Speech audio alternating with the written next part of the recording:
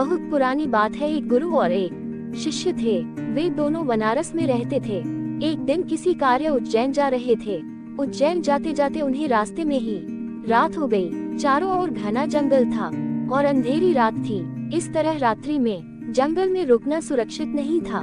रात होने पर भी दोनों चलते रहे। तभी उन्हें एक गांव दिखा है। गुरु और शिष्य दोनों ही गांव में चले गए। गांव में उन्हें एक झोपड़ी दिखलाई दी। गुरु ने शिष्य से कहा कि आज हम इसी झोपड़ी में रुकेंगे। गुरु और शिष्य दोनों झोपड़ी में गए और झोपड़ी का दरवाजा खटखटाया। झोपड़ी से एक गरीब आदमी बाहर आया और गुरुजी उस व्यक्ति से बोले, हम दोनों बहुत दूर से आ रहे हैं और रात्रि अधिक हो गई है। जंगल में रहना खतरे से खाली नहीं है, इसीलिए हम रात्रि में यहाँ रुकना चाहते हैं। वह व्यक्तिगत गरीब अवश्य था, किंतु दिल से बहुत नेक इंसान था। उसने सम्मान पूर्वक गुरु और शिष्य को झोपड़ी के अंदर बुलाया और उन्हें स्वादिष्ट भोजन करवाया और रात्रि में सोने के लिए बिस्तर भी लगा दिए।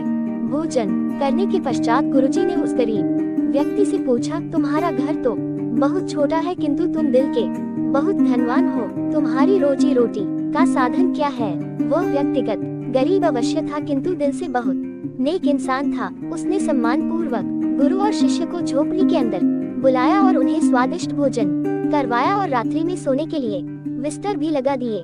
भोजन करने के पश्चात गुरुजी ने उस गरीब व्यक्ति से पूछा, तुम्हारा घर तो बहुत छोटा है, किंतु तुम दिल के बहुत धनवान हो। तुम्हारी रोजी रोटी का साधन क्या है? उद्धरण चिन्ह। वह व्यक्तिगत गरीब अवश्य था, किंतु दिल से बहुत नेक इंसान था।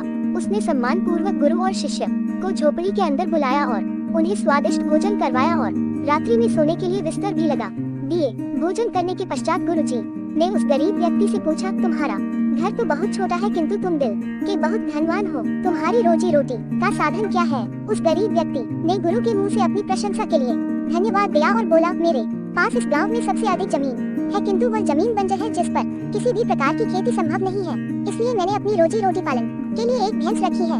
उसी भैंस का दूध और घी बेचकर मैं अपनी रोजी रोटी चलाता हूँ। उस व्यक्ति की बात गुरुजी को कुछ अजीब सी लगी, किंतु वह कुछ नहीं बोले और सोने चले गए। देर रात में गुरुजी उठ गए और अपने शिष्य से चलने के लिए कहा। दोनों गरीब व्यक्ति को बिना बताए घर से निकल गए और जाते जाते गुरुजी उसकी भैंस को अपने साथ ले गए। अपने गुरु का यह आचरण शिष्य को अच्छा नहीं लगा और वह बोला, गुरुजी इस गरीब व्यक्ति के पास रोजी रोटी का यही एकमात्र साधन है। अगर हम इसे ले गए तो यह व्यक्ति अपनी रोजी रोटी कैसे चलाएगा? उद्धरण चिन्ह। अपने शिष्य की ऐसी बातें सुनकर गुरुजी मन मन मुस्कुराए और शिष्य से बोले, आज